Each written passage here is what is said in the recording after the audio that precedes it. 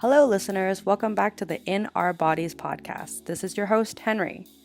If you're new here, we are a podcast run by and for people of color who are disabled, chronically ill, and/or neurodivergent. But as I've always said, regardless of labels, the goal of this podcast is to celebrate and amplify those who feel othered by society in their mind body. This week we have our first returning guest, George Luban. George Lu uses they, she pronouns. George Lu is a multi-talented artist. They do pole dancing, they create beautiful music and have a voice to match, and they also are a very passionate disability advocate. I have them on this week because they have just launched a disability-centered wellness platform called WellAdapt, and I wanted to know more about it. As always, laughs are had and useful info exchanged. Without further ado, I hope you enjoy. So today I have you on for, I have you back on for a more specific reason than we did last time. Last time was more of like a general chat. But this time I have you on because you have launched a wellness platform. Is that what you would call it? Yeah, I mean, I've sort of vaguely been calling it like well-being online platform kind of thing. Can we start maybe with you giving me just like a little spiel about what it is that you're trying to make? Yeah, I can do that. The sort of short of it is that essentially it's supposed to be an online platform that provides well-being resources made for and by broadly disabled people. But I know some people don't identify with that term, so you can Mm-hmm. also sort of say disabled or neurodivergent or with a chronic health condition.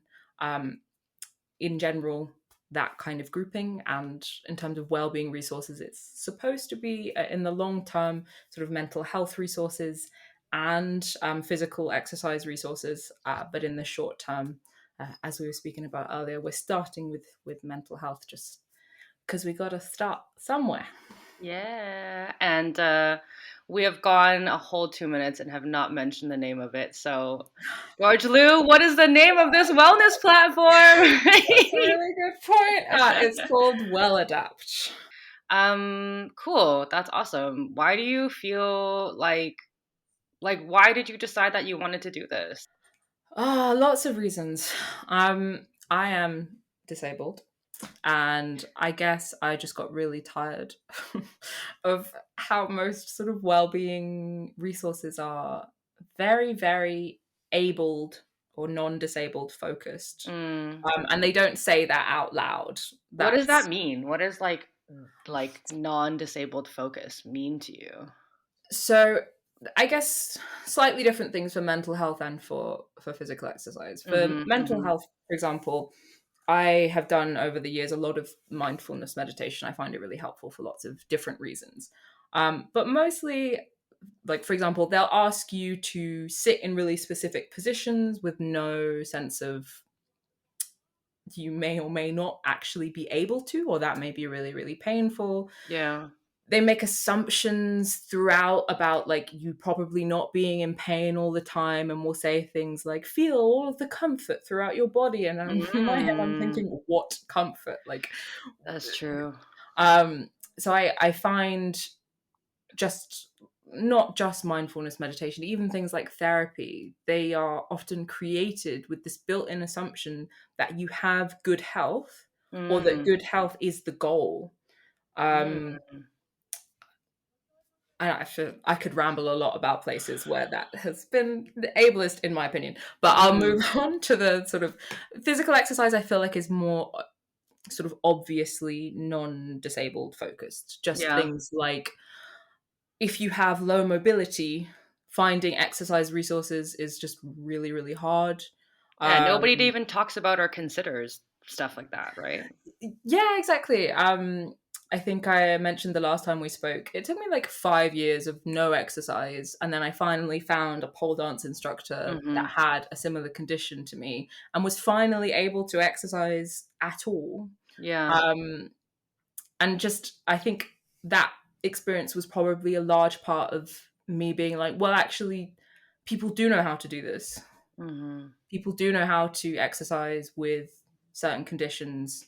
I have obviously been altering all of the mindfulness things I've been doing to actually not be assuming a certain level of health. Mm-hmm. So if those things exist, then they should exist for everybody, not just for me, or in really small groups. Like Mm-hmm.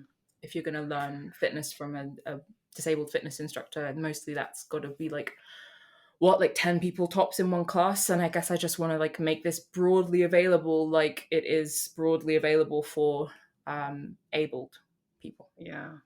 I also think for like physical, I don't know, resources for like physical exercise and stuff. Obviously, I think it's changing a little bit more now, but I think that there is still like a goal of certain amounts of excellence, but also like physical change that is part of it as well, like appearance, Yeah. right? And like, yeah, I think that just the whole concept of not considering people who are like have low mobility or just have concerns with certain parts of their bodies, their joints and stuff, just is a really big oversight for people who consider themselves professionals of the physical. Apparently, I'm using air quotes for people who are listening, Yeah. of the physical body. It's kind of like, if you're really an expert, then this is shit that you should know about. Like, and if you don't, then I don't think that you're really that much of an expert, because you know people's bodies just come in so many different like needs and shapes and sizes and stuff, right? Yeah. Yeah. Yeah. It is really difficult. I think like for example with yoga, there's like this assumption that you want to get to like the whole, being able to put your legs behind your head thing, and which is kind of silly because at least as far as I know, yoga was always like a practice, like something that you do every day or do Mm-hmm. regularly, not like I'm supposed to get here, just I'm supposed Mm-hmm. to do the thing. And I Mm-hmm. think that is also why I wanted both mental and physical health together, because I Mm-hmm. think so much about being disabled or having a chronic health condition and trying to do exercise, half the barriers are kind of mental, because you've got Totally. this idea in your head that, well, what's the point unless I can get to this thing? Yeah. Probably you're never going to be able to. Yeah. And then, which sucks because exercise is good to do for the doing, not for the result. Yeah, it's really beneficial for so many different parts of you, whether it's just kind of like being able to move so like you can experience your body a little bit differently, and like that's kind of important, just kind of like feeling your body, or just tuning into your body, but also like endorphins, right? Like whatever kind of movement it can be for a person, like that can be kind of beneficial, like beyond just like getting to some kind of like tier or accolade of movement, right? If I'm thinking about my own experience with like currently thinking about like physical health, I come from a very athletic family.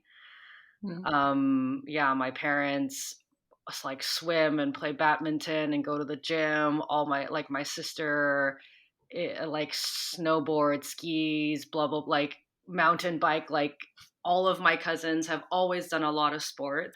I just have never like been able to do it, and obviously this is something we talked about last time, or maybe we didn't. But like because of growing up with a lot of like physical pain, I was always lazy and not able to do stuff, and like it took a long time to realize that like just because I can't do things to the caliber in which like my family can do them, or the other people I know, doesn't mean that like I'm not valid in my journey with my body. Or like for more a specific example, like I never thought that like I was good at hiking because like like I'm not doing solo backpack trips like in the mountains or whatever, right? But Yeah. like I get to experience nature too. It doesn't matter if it's just fucking 20 minutes and it's like not a steep incline and that's all I can do. Like, that doesn't mean that I'm invalid in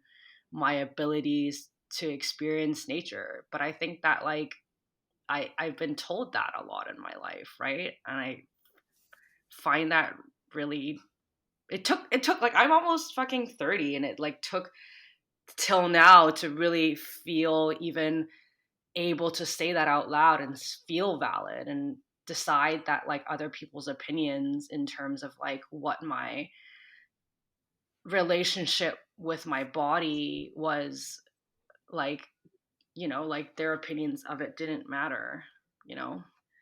Yeah, I have had a bit of a similar experience because Yeah. I think we did speak about this last time. I was a kid that really wanted to be active. Mm.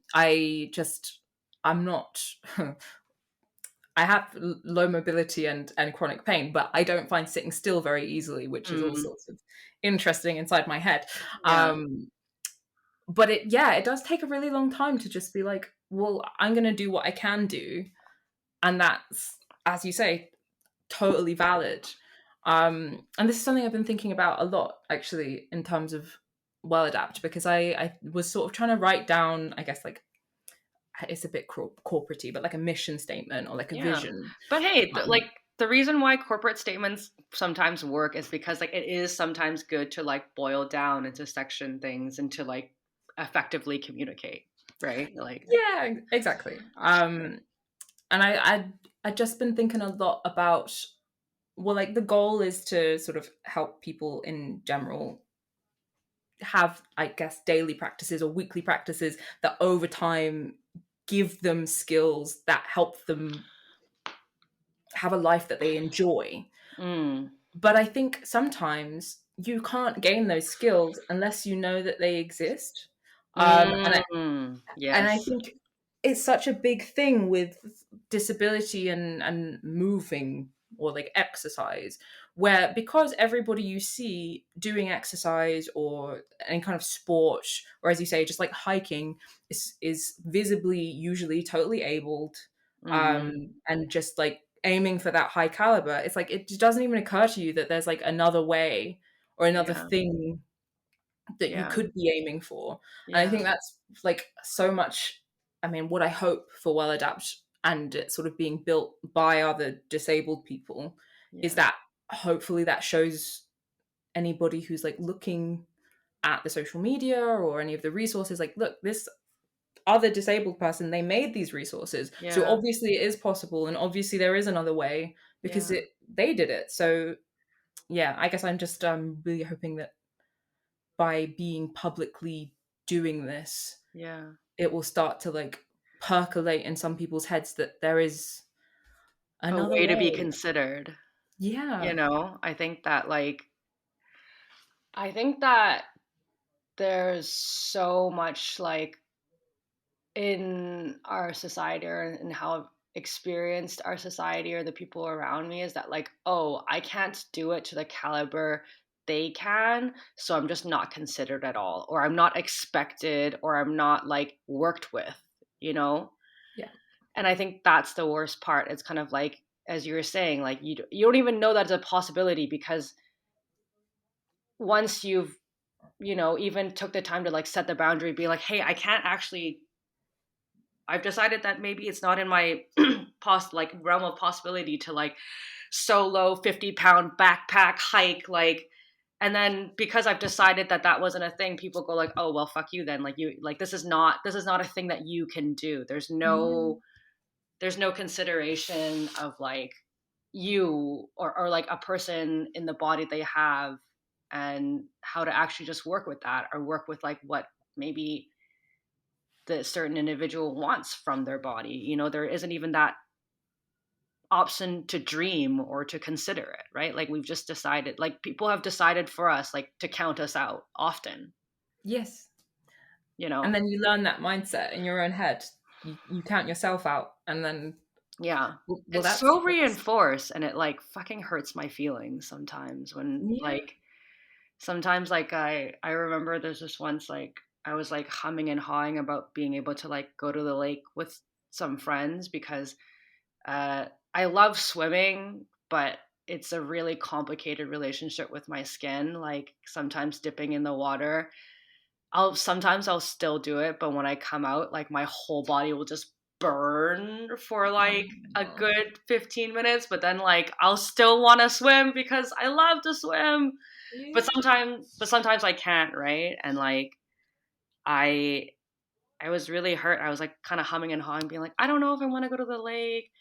And like the person that I was with was like, well, you can't do it anyway, though, right? Like, you can't, like, they Oh. just decided for me that I kind of get, sometimes I kind of get why, but it's also just like, I hate, like, you already, it's such a weird balance between people kind of respecting and, you know, anticipating accessibility needs, but then when it gets to the point where they're like, oh, you just can't do that, right? Like, I I kind of get where they're coming from it, but it really fucking hurts my feelings. I'm just like, you know Yeah, what I mean?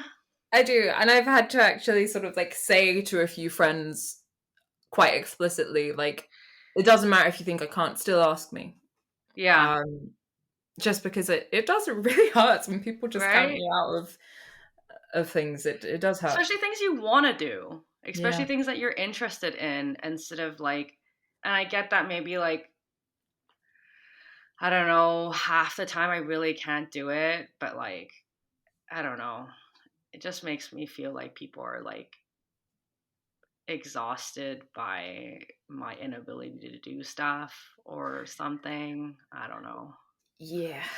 I was wondering, so like how long? So right now, I think mentioned this earlier in the episode. You said that the goal is for it to be an app, but currently it is a website platform.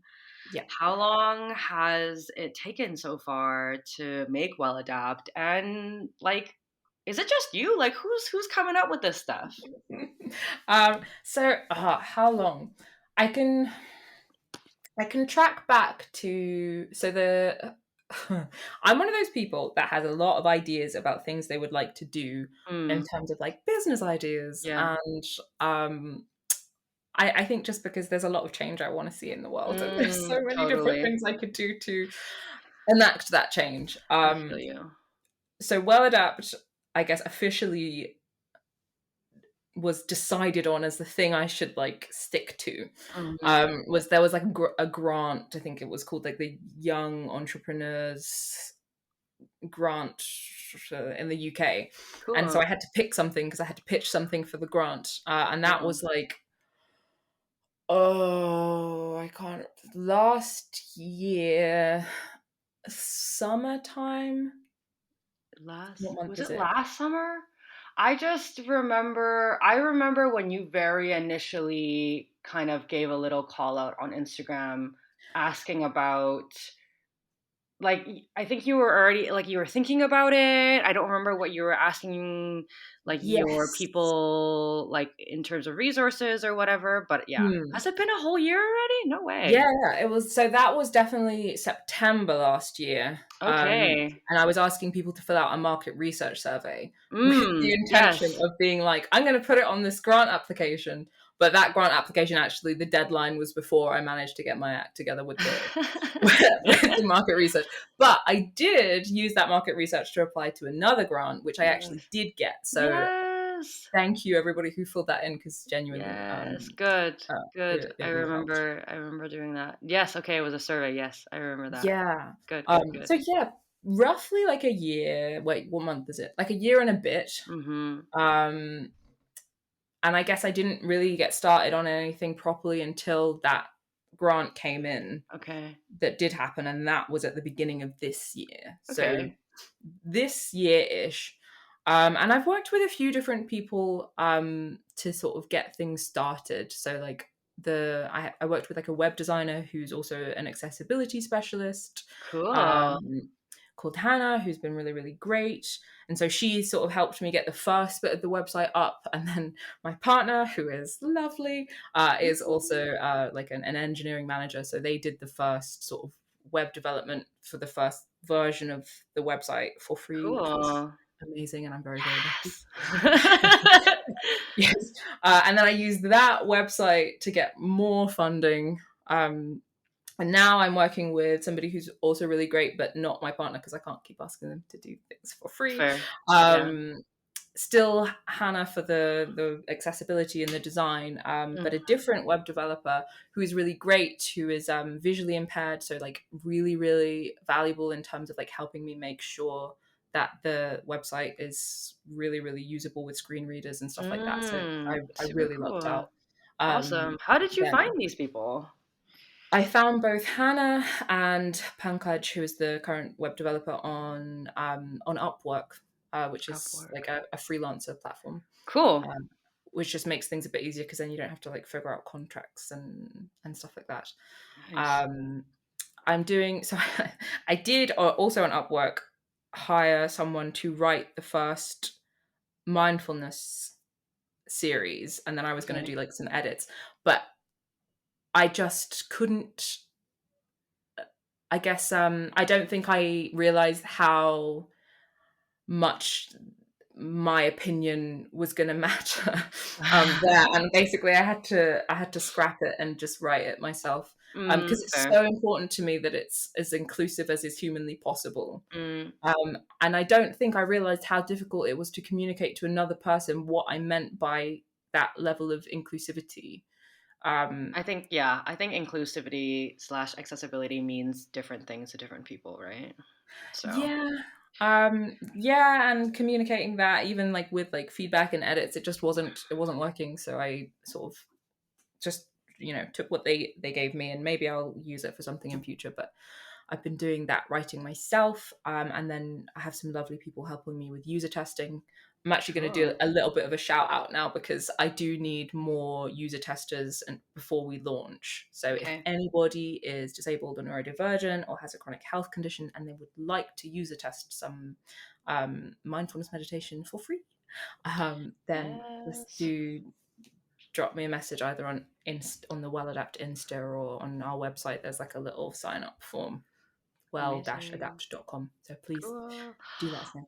Also, George Liu is always continuously looking for investors and for that money. So if anybody's got some money and wants to invest in some accessible, freaking made by disabled, chronically ill, neurodivergent people, like wellness platform, please throw your money at them.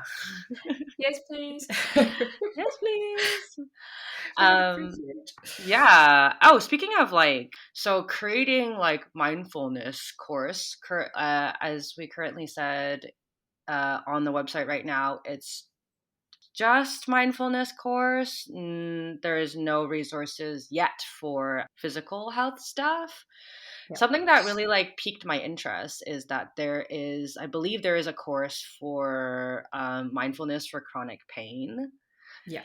And I'm super interested in that, because something I feel a lot of frustration about is that throughout my life, having dealt with so much really immediate pain or constant sensorial discomfort, nobody had ever taught me to deal with it.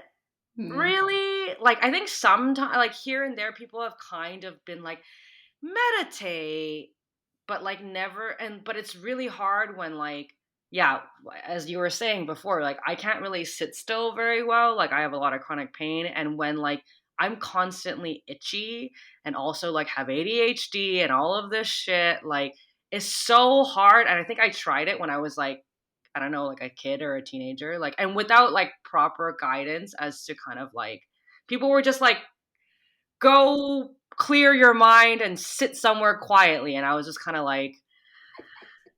okay. But I didn't know that there was a correlation or a need to kind of find certain amounts of peace within myself, and that could help with just my day-to-day in terms of dealing with my body. I want to know more about what this mindfulness course for chronic pain looks like. What does it consider? How does it carry out? Sure. So I think perhaps the first thing I should say is that it's not going to cure chronic pain. No, um, sure. the essentially the use of it is trying to find, I guess, some calm in your head when you are having bad pain. And the way mindfulness kind of does that broadly is it gives you, I guess, a repeated method that you use, a repeated headspace that you go to when you're sort of trying not to be overwhelmed with pain or with, you know, anxiety or depression or one of those things. Sure. And it's one of these really difficult things to explain without doing it. So I'm gonna do my best to sort of maybe talk about some of the things that it hopes to counteract is probably a good way. And if you tell me if things don't or do make sense to you, that's going to be really helpful. Yeah, so I will. I'll ask questions. Cool. Perfect. So I think broadly one of the first things that mindfulness meditation tries to do, and this is not just for chronic pain, is to stop you sort of engaging in, I guess, negative thought cycles. So for chronic pain, that negative thought cycle could look something like, I'm in so much pain. Why can't my body do this? I hate my body for doing this. And then you might go somewhere in your head. You might try to argue with that thought, like, oh no, my body's trying its best. But then because you're in pain, there's another voice in your head that's going, well, it still sucks and I hate it and I wish I could be away from it. And that kind of thought cycle, although is totally valid, it's just going to add to the distress. So what mindfulness tries to do is really validate those thoughts, like not try and push them away, not try to say these are bad thoughts or these are bad feelings, but also it teaches you not to engage with them so that it's not a cycle. It's your brain says, I hate my body. And then mindfulness teaches you to sort of be like, okay, so that was a thought I had and it's valid. And then refocus on something else. So that usually in mindfulness is following your breath. Or if you're like walking, it can be like following the feeling of your feet on the ground and things like that. So it's like validate, refocus. And that kind of cycle you practice regularly. And then when you're having a really bad pain day, and you start sort of feeling a lot of mental distress around that, it's a lot easier to sort of go back to that strategy and be like, okay, I'm having these thoughts, but that's all right. They're valid, pain also valid, but I'm not going to engage. So that's sort of like, I guess the first thing that mindfulness does is it helps you stop amplifying the emotional distress that comes with chronic pain. So I guess that's the sort of minimum that it does. And then what we're also going to be trying to do is something that I have had a go at with other mindfulness providers, where essentially they try to do a similar thing with the pain itself, like being sort of present with it and not judging it. But we're going to try and do it a bit better than they have, sort of giving you mental exercises. Because I think the thing with pain is that it yells at you a little bit. Just a little bit. A little bit. George Liu. Yes. It yells loudly in your head. And it makes sense because your body's trying to be like, focus on this. This thing needs to change. But when it's chronic, there's no change in the thing. It's not like a broken leg where you're like, stay off the leg. It's going to be for a long time. So for chronic pain, I guess mindfulness is trying to give you a mental approach of listening to that yelling, but with enough distance that it's not becoming overwhelming. And that can look like a lot of different things. You can sort of do visualizations that help you stay present with the pain so that it doesn't have to yell at you. But while giving you something to focus on that takes the edge off a bit. And I realize it's really hard to describe what mindfulness is supposed to do, because practicing it is kind of, as in like doing it is the best way to figure out what works for you. Yeah, exactly. Yeah. So I don't know if any of I think also yeah, totally. And I'm gonna add my, I don't know, I'm gonna say things. Cool. Say things.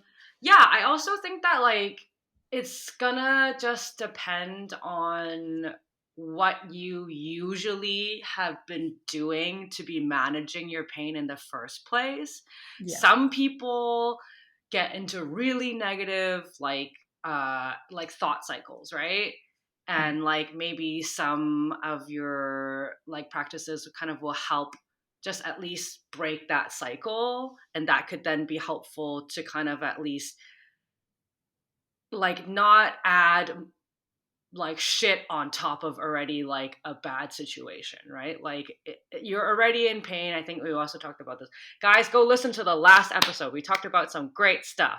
We keep referring to it, but it was true. Like we're talking about like, I think last time we were like, okay, we're already like super low mobility in the day. Like, can we not also shit on ourselves for being like that? Because that is not nice, and just I think can make a physical body feel worse, possibly. Like, yeah. I will only speak for myself. I think that could be possible. And like some other people, I think that like sometimes it would be me. Like I am kind of anxiously avoidant. I'll just push it in the back of my mind. It won't really go anywhere. There'll be this like low hum, and I'll just kind of freeze and not do anything but feel like shit all day because I haven't acknowledged it. Yeah. You know? Yeah, that's why I think acknowledgement and validation part of mindfulness is also so important, because it's not just about being like, well, I'm not going to focus on this thought. It's about letting the thought happen. Yeah. Also.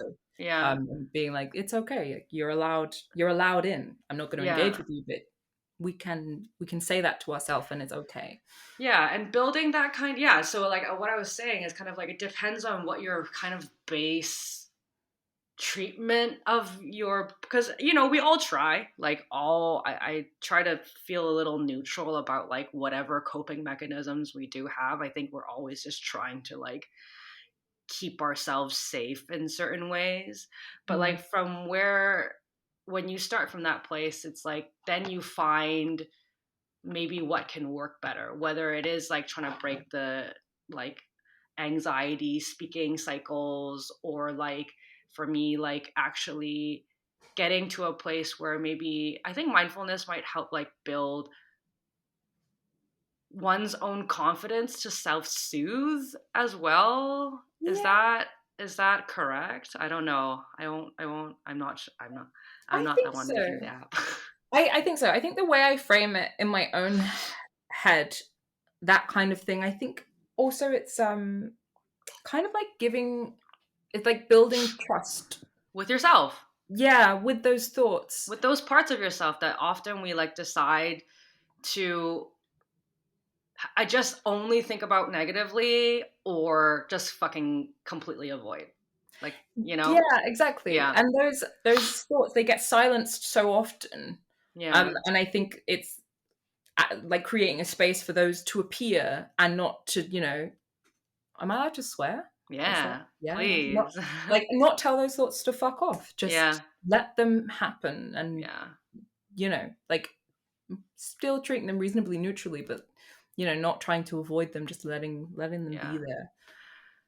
And I think the more we practice, obviously to like certain person's capacity and all of this stuff, but personally, when I feel capable, the more I can engage and just like go like and face it in a time where I actually feel capable or feel settled in myself and be like, let's really look at this in in a place where I feel able to and feel calm to, like, then the notions of pain and the notions of how it exists in your body or it exists in my body start to change.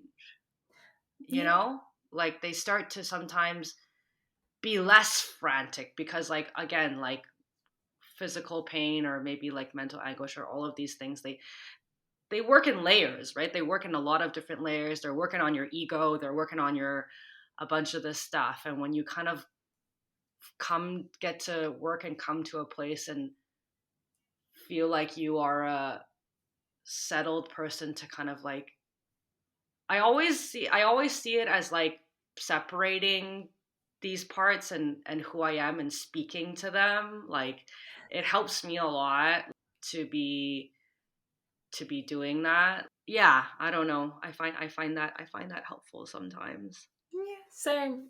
I do tend to, and I never know if this is just like, I don't know if other people do this in their heads as well, but I do also sort of, I guess, have multiple me's, and some of them are Mm-hmm. really distressed, and yeah, it's useful to be able to like talk to that part of you and be Mm-hmm. like, I'm here. Mm-hmm. But yeah, I think you're right about it, everything really depending on where you're coming from. Yeah. And I think that's one of the challenges we've been having, sort of creating versions of things, because Mm-hmm. I can create versions for, as you say, for like avoidant people who come from like an avoidant place, or people who come from a anxious thought cycle place. Mm-hmm. My problem is describing those things to people and having them recognize them within yourself, because I think Mm. both of us spend probably more time than the average person thinking about the way we think. So I think that like if I were to try to like communicate which version of the chronic pain mindfulness was going to work for you, it might be a bit Mm-hmm. easier because you'd already done some thinking about how your own head engages Mm-hmm. with your pain and engages with thoughts around your pain. Mm-hmm. Mm-hmm. But I really, at the moment, just I'm finding it really difficult to figure out how to describe those things well enough Mm. that the right people will access the right resource for their own headspace. And maybe it's a bit impossible for me to, I think sometimes I have this issue with trying to get things 100% right, and maybe I should aim more for like. So is the platform going to be like, okay, these are the variety of courses and then you can pick them? Are there chances for you, or maybe when you expand, consultants to maybe kind of get to actually chat with people to then maybe like understand to either personalize certain things for people or at least point them towards the right course? Like are there plans for stuff like this, or what's the vibe? Yeah, so the sort of first thing that we're doing along those lines is like basically every resource is going to have a quiz associated with it. So the quiz will basically, you'll pick like the format, you'll pick things like, I have difficulty focusing because either you have ADHD or brain fog. So it will adapt resources that way. So that's sort of like the basic level of customization for things there. And that's where the whole wording thing so people understand what you mean problem is coming in. Yeah, I get it. I do in the future want to have some better way of signposting people to things, because at the beginning it's going to be a bit easier because we're only going to have like 2 or 3 actual resources. Each will have lots of different versions based on that quiz, but it's a bit easier to signpost people to what you think might be useful. But as we like build more resources, I think that's going to become a much greater issue in terms of like how to signpost people to the right thing. Yeah. And yeah, consultants are one way to do that, definitely. I'm also kind of hoping to build a bit of a community around things so that like community members can signpost each other. Yeah. like, I don't know how it's going to look. It might be like a Facebook group, and maybe somebody could ask, like, I'm having this issue, what resource do you think would be useful? And if people have tried them, they can signpost. Because sometimes I think communities do that kind of thing better than consultants do. Totally. Because they will have tried things themselves, and they can say, well, it didn't work for me because X, Y, Z, or it did work for me. And I guess I'm trying to make resources where it's okay if they don't work for you. Yeah. Like, it's the purpose of these things are not to fit everyone. No. I'm trying to fit, make them as accessible as possible and make sure there are adaptions so that they can be. But it's broadly, I hope in future we'll have enough resources that even if one doesn't work, another one might. And sorry. Did that answer your question? I kind of went off on a bit of a tangent. No. I think it also just, like, especially when you're creating a resource where it's just so severely, like, non-existent in this in the ether, or like in fucking in society, that, like, you're trying to hit so many points, right? Like, there's such a pressure to kind of want to do all of it, and it's not possible, right? And like, hopefully, like, by the fact that you're creating this at all, like, the hope is that, like, somebody else will also create, like, another disability app, and, like, there'll be a variety of them at some point, and then you won't have the pressure to have to answer all questions for all things, because like how does one even, like, disability, chronic illness, neurodivergence is such the more I kind of go into the world, I'm like, who's actually able-bodied? Like, most people are just masquerading. Let's be fucking real. Or, like, they're just, like, ignoring their access needs. Like, we're all so fucking different. You know what I mean? Like, I think that sometimes, and then I wonder if this is, like, confirmation bias or, like, selection bias. Do we just chill with cool disabled people? Probably.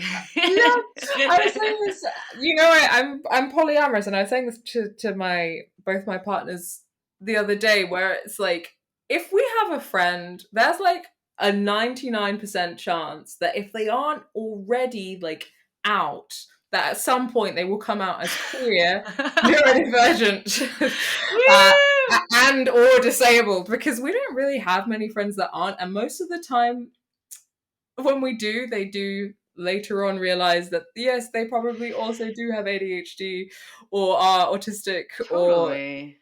It happens. I think that maybe this is just like a diversifying of definition of what it actually just means to be a person. You know what I mean? Yeah, possibly. Yeah. And I think it will be important to me. I think, I can't promise for my future self, but I think it will be important for me, for Well Adapt to always be centered around, I guess, to center disabled people broadly. Even if we sort of in the future realize, this is useful for almost everybody, because almost everybody has access needs, and one size fits all is not necessarily working out very well. But I think it will always be important to be still centering, I guess, the concept of disability, rather than, because I've actually had quite a few people be like, well, why don't you just make it for everyone? And I'm no, like, there's already stuff for everyone. What does that even mean? Yeah, like, I had somebody, like, who was quite annoyed, who left me a message like, well, I don't think it's fair that you're making this for disabled people, because I'm not disabled and I need help too. And I was like, okay. That's like white people being mad that, like, there's, like, like, certain spaces, like, it's like Black only spaces, they're like, that's racism. It's like, well, is it though? Yeah, like, you have a gajillion other spaces that you could be in. Like, we don't, or you, like, you know, disabled people don't have that many spaces, and we're trying to create some space. So I don't really know what's happening right now. Yeah, it is like, I think the utmost in Oh, enabled privilege or white privilege or whichever privilege to be like, all spaces must be for me, because you're so used to them all being for you. also, who's to say that like the resources wouldn't be useful for them just because they don't identify as disabled? Like, really? I'm pretty sure they probably would find it useful as well. Let's be real. Yeah, but I think that's what they were thinking, but they just didn't want to use it because it said disabled on it, which is all sorts of Yeah, I know. Yeah, that's a whole other. Oh, I wanted to quickly ask about, like, for anybody who was wondering, like, the specifics of, like, what are you considering in terms of access needs for people for the platform and for Mm. the courses, like, right now? So at minimum, right now, there are always going to be features like closed captions. There are always going to be transcripts, because I know lots of people would prefer to like read it rather than, experience it with audio or with video. There's Mm-hmm. always going to be BSL, so British Sign Language, Mm-hmm.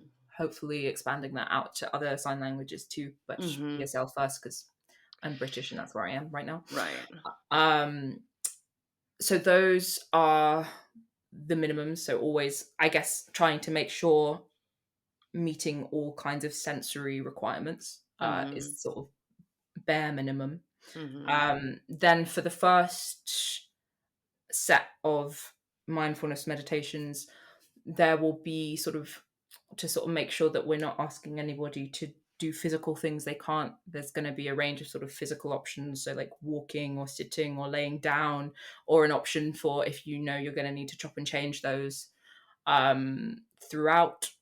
So making sure of those things. And then also there's going to be sort of two, I guess, neurodiversity adaptions, but not necessarily just for neurodivergent people. So one of them is going to be for difficulty focusing, which can be for sort of ADHD type brains, but Mm-hmm. also can be for brain fog or anything that sort of impairs attention, Mm-hmm. or Mm-hmm. changes attention, I should say. And then there's also going to be an adaptation that I know lots of autistic people that I know will find useful, but can be very broad. It's basically for mistrust in any kind of method that you don't understand the rationale for. So Mm. it will mean that the rationale for any of the methodologies used will be explained before you engage with the actual exercise. Cool. Yeah, which is currently what I'm working on now, which is why I'm so much like, it's so hard to explain mindfulness. Mm-hmm. But yes, because I know a lot of people that struggle with accessing mental health services in particular, when it's supposed to be somebody else in control of Yeah. the process, And but not then you don't really... explaining it to you. Exactly. Yeah. So those are going to be sort of like the adaptions, the minimum adaptions to begin with. I would like to add more. But for example, I really did want to have one for dissociation in terms of like panic attacks and trauma, because I do make adaptions for those things myself if I'm having a panic attack, but I was feeling a little bit unqualified to do it without a professional overseeing the writing. Yeah. So I didn't want to add that in until I had enough money to really make sure that I Yeah. have like somebody more qualified than me. I am reasonably qualified, but I didn't feel qualified enough for that. Yeah, that's actually like a really good thing to be considering, because like I don't know, even it's just like it came from a time where I like went to therapy, and so like they opened something, they activated or opened something up in conversation, and then the session ended and that thing was just left open, and I was like, what do I do now? Like, I have a whole week and that like that thing has just been like unearthed within me, and like I was not ready, and like and that can be very traumatizing. So like I told my therapist afterwards, and then like we had like methods of grounding, methods of things of like when unwanted feelings or unexpected things come up, like how do we then find ourselves back to a safe space, right? Yeah, exactly. Yeah. And grounding techniques were the ones that I had wanted to implement, but it's such a big thing. I don't want to make promises to somebody who's having a being triggered by a trauma that Yeah. you can definitely help with that, unless I'm like, I feel like there's a big responsibility there to really make sure that you know what you're doing. But yes, along those lines, like grounding techniques for that kind of thing, is what I want for the future. Okay. For like our last 5 minutes, I wanted just to play a game. I have the names of 4 platforms. Well, how do I explain this? I'm going to give you 4 names of platforms, and one of them is fake and 3 of them is real. And you're going to have to guess which one is fake and which one is real. Just for the fun of it, because why not? Go for it. Okay, so the first one is called Virgin Pulse. For the listeners, George Liu is looking very shocked and disgusted. The second one is called Get Back to It. Okay. The third one is called Happify. Okay. And the fourth one is called Laughing at My Nightmare. See, I know that last one. That's Shane Berkshaw. Yes. Providing like mostly I think things for like physical assistance or like money towards people who need equipment for mobility issues. I think that's maybe what it is. I will link all of this below, by the way. Yeah. I've read his book that's titled the same, which is just him talking about his disability and his life with disability and a lot of ableism that he's but I don't know about the platformy bit of that. So I know that one's real. Okay. I'll rename the 3 just because I want to say it again. Virgin Pulse. Get Back to It and Happify. Which one is the made up one? Okay. I'm going to guess that the made up one isn't Virgin Pulse because I feel like you wouldn't have come up with that randomly. I mean, maybe you did. I don't know. But I feel like sometimes life is weirder than fantasy. And we can make up. Yeah, probably. Yeah. So maybe not that one. Get Back to It, Happify. I think Get Back to It is the made up one because it's a bit more reasonable. God damn it. You're right! Oh, man. Why would we expect reasonable titles for things? Damn it! Yeah. Happify sounds too corporate not to exist. Oh, What's my reasoning there? It's, there's like, I saw on Happify, I will not tag these ones I will not tag, but they're like, yeah, become like 20% happier, like track your happiness, like these things will make you happier. And I haven't looked into it. Maybe it is like good and does well, but I think that anything that kind of quantifies happiness in percentages for me is a little of an oversimplification of what any of that means. And Virgin Pulse is the one that is made by I think Virgin Mobile. And they're the one that I was telling you like before we recorded that like it's like optimize your employees' well-being so they can be better, but mostly to be better to work better. Yeah.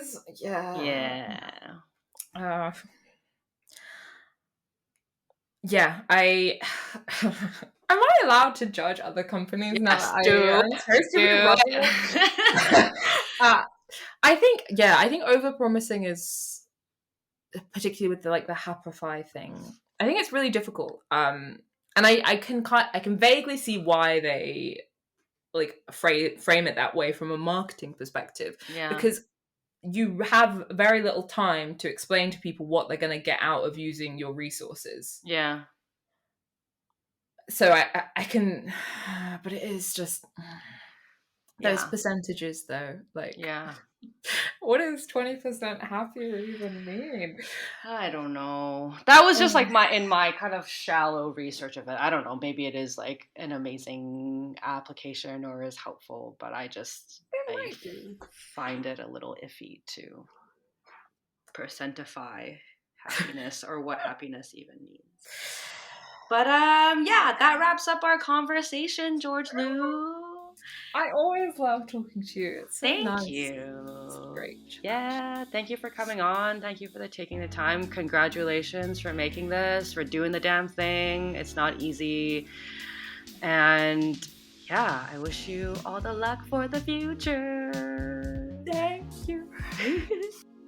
That's the episode, folks. All of the information for George Liu's social media, the social media for WellAdapt, along with lots else we mentioned, will be in the show notes. I hope you enjoyed that.